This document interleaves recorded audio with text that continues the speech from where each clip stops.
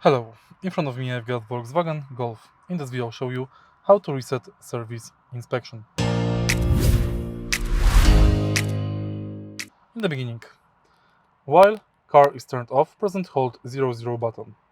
Then turn on ignition.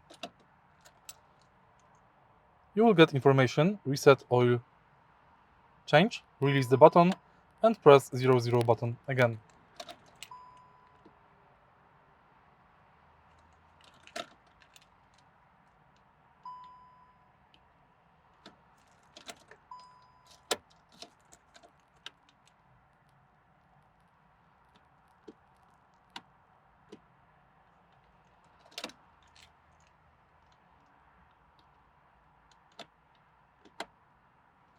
And that's it.